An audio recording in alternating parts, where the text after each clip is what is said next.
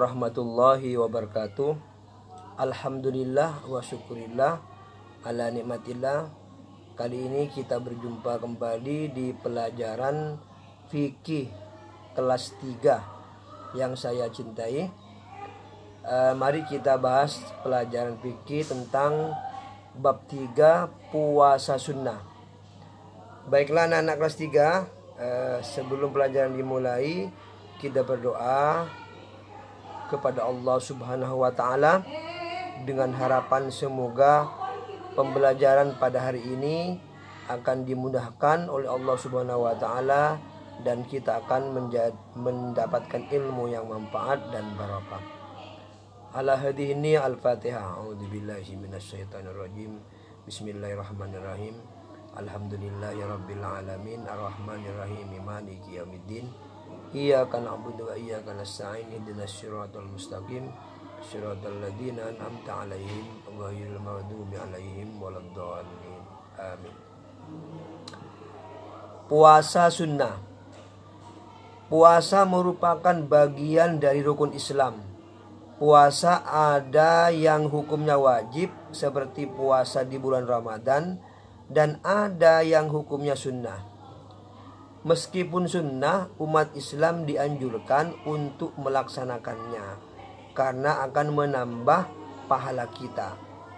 Puasa sunnah banyak sekali, di antaranya puasa Syawal, puasa Arafah, puasa Asyura, puasa pertengahan bulan Qamariyah, puasa hari Senin dan Kamis, dan puasa Daud.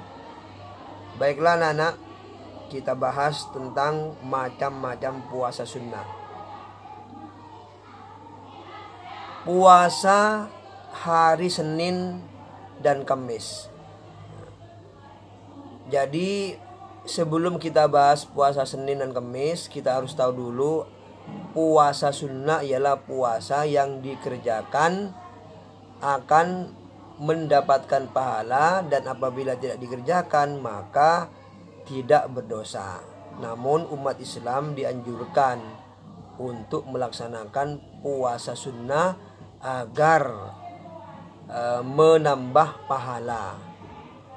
Dan Islam menganjurkan agar kita selalu meningkatkan ketakwaan kepada Allah Subhanahu wa taala. Puasa hari Senin dan Kamis yaitu puasa yang dikerjakan pada hari Senin dan hari Kamis. Rasulullah mengajarkan dan menganjurkan agar kita membiasakan puasa pada hari Senin dan Kamis. Karena berdasarkan sabda Nabi Muhammad SAW, innamal a'malu tu'radu kullasnaini wahamisi fayaghfirullahu likulli muslimin aw likulli mu'min illal mutahajiraini fayaqulu akhiruhuma. Rawahu Ahmad. Artinya, sesungguhnya amalan-amalan itu diangkat setiap hari Senin dan Kamis. Maka Allah mengampuni setiap muslim atau setiap mukmin kecuali 2 hari yang sedang berselisih, yaitu dia firman Allah, tangguhkanlah keduanya. Hadis riwayat Ahmad. Itulah tentang puasa Senin dan Kamis. Jadi yang dimaksud itu, pada hari Senin dan Kamis itu amal ibadahnya diangkat oleh Allah. Nabi Muhammad tidak ingin agar ketika pada pahalanya hari Kamis dan Senin itu dalam keadaan tidak berpuasa. Oleh karena itu beliau menganjurkan agar puasa Senin dan Kamis. Yang kedua, puasa Syawal. Puasa Syawal adalah puasa 6 hari di bulan Syawal setelah tanggal 1 Syawal. Adapun untuk pelaksanaannya boleh secara berturut-turut, juga boleh dengan berselang-seling. Namun alangkah baiknya kalau bisa dilakukan secara berturut-turut. Tanggal 2, 3, 4, 5, dan 6. Karena pada tanggal 1-nya yaitu Idul Fitri. Pada hari itu dilarang berpuasa. Pada tanggal 1 Syawal itu namanya hari raya Idul Fitri, maka diharamkan berpuasa. Jadi sunnahnya itu setelah tanggal 2, 4, 5, dan 6. Sebagaimana juga sabda Nabi Muhammad SAW, man shoma ramadana summa atba'ahu sittan min syawalin kana qasyamid dahri. Rawahu Muslim. Artinya, barang siapa berpuasa Ramadan kemudian diikuti dengan berpuasa 6 hari di bulan Syawal, maka itu seperti puasa setahun penuh. Hadis riwayat Muslim. Yang nomor 3, puasa hari Arafah. Puasa hari Arafah itu ialah sunnah hukumnya dilaksanakan pada tanggal 9 Dzulhijjah. Apabila kita membiasakan puasa Arafah, maka kita akan mendapatkan keuntungan, yakni Allah Subhanahu wa taala akan menghapus dosa kita 2 tahun, yaitu 1 tahun yang lalu dan 1 tahun yang akan datang. Hal ini sebagaimana sabda Nabi Muhammad SAW,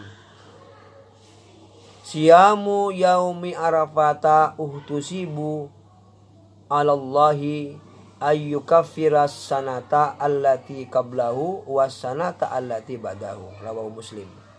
Artinya, puasa hari Arafah itu dihitung oleh Allah dapat menghapus dosa 1 tahun yang lalu dan 1 tahun yang akan datang. Hadis riwayat Muslim. Sebagian ulama menjelaskan itu, jadi yang berpuasa yang dimaksud itu ialah orang yang sedang tidak melaksanakan ibadah haji. Sedangkan orang yang sedang beribadah haji maka tidak dianjurkan berpuasa. Jadi puasa Arafah itu ialah dikhususkan untuk mendoakan orang-orang yang sedang ibadah haji. Kemudian 4, yaitu puasa hari Tasu'a dan hari Asyura.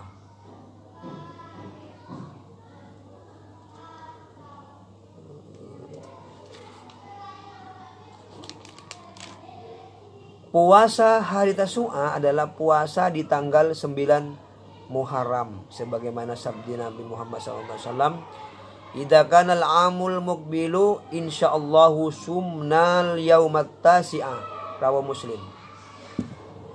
Artinya, apabila tahun depan insyaallah kita akan berpuasa pada hari yang ke-9. Hadis riwayat Muslim. Adapun tentang puasa Asyura adalah puasa yang dikerjakan pada tanggal 10 di bulan Muharram. Pada tanggal 10 Muharram ini banyak sekali peristiwa sejarah perjuangan Nabi dalam menegakkan agama Allah Subhanahu wa taala. Di antaranya kisah selamatnya Nabi Nuh alaihissalam dari banjir terjadi pada tanggal 10 Muharram. Orang yang melakukan puasa Asyura maka dosanya akan dihapus oleh Allah Subhanahu wa taala. Dan 1 tahun yang lalu, hal ini sesuai dengan sabda Nabi Muhammad SAW, wasaumu yaumi asyura yukaffiru sanatan madiyatan. Rawahu Muslim. Artinya, dan puasa hari Asyura itu dapat menghapus dosa 1 tahun yang lalu. Hadis riwayat Muslim.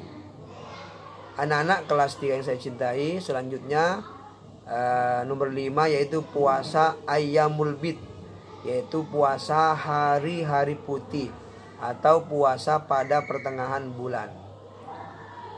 Puasa Ayyamul Bid ini adalah puasa yang dilakukan pada pertengahan bulan, yaitu setiap tanggal 13, 14, dan 15 bulan Qamariyah. Puasa pertengahan bulan ini disebut dengan puasa Ayyamul Bid, yang artinya bersinar terang di malamnya, yaitu hari-hari putih. Seseorang yang berpuasa pada pertengahan bulan tersebut, maka pahalanya puasanya seperti puasa selama 1 tahun penuh. Hal ini didasarkan pada sabda Nabi Muhammad SAW. Amarana Rasulullah SAW an nasuma minas syahri salasata ayyamil bid salasa asrata wa arba'a asrata wa hamsa asrata wa qala hiya kasaumid dahri, rawahu an-Nasa'i. Artinya Rasulullah SAW menyuruh kami untuk berpuasa 3 hari putih pada setiap bulan, yaitu tanggal 13, 14 dan 15, dan beliau bersabda, itu semua itu seperti puasa setahun penuh. Hadis riwayat An-Nasa'i. Kemudian yang keenam, puasa Daud. Puasa Daud adalah puasa sehari berpuasa dan sehari berbuka. Puasa Daud ini adalah puasa yang paling dicintai oleh Allah Subhanahu wa taala, karena tidak semua orang bisa melakukan puasa sunnah ini. Sebagaimana sabda Nabi Muhammad SAW, ahabbu syami ilallahi syamu Daud, wa ahabbu salati ilallah salatu Daud, kana yanamu nisfahu wa yakumu sulusahu wa yanamu sudusahu wa kana yasumu yauma wa yubtiru yauman, rawahu Muslim. Artinya, puasa paling dicintai Allah adalah puasa Nabi Daud, dan salat yang paling dicintai Allah adalah salatnya Nabi Daud. Beliau tidur pada pertengahan malam, lalu bangun salat malam pada sepertiganya, dan tidur lagi pada seperenamnya. Beliau berpuasa 1 hari dan berbuka 1 hari. Hadis riwayat Bukhari. Anak-anak kelas 3 yang saya cintai, itulah diantaranya beberapa keterangan tentang sholat sunnah.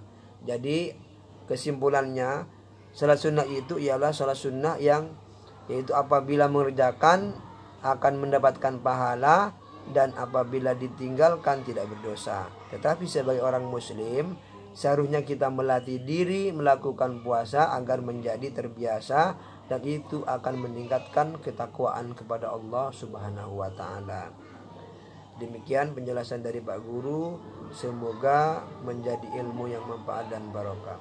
Akhir kata, wallahul muwaffiq ila aqwamit thoriq. Wassalamualaikum warahmatullahi wabarakatuh.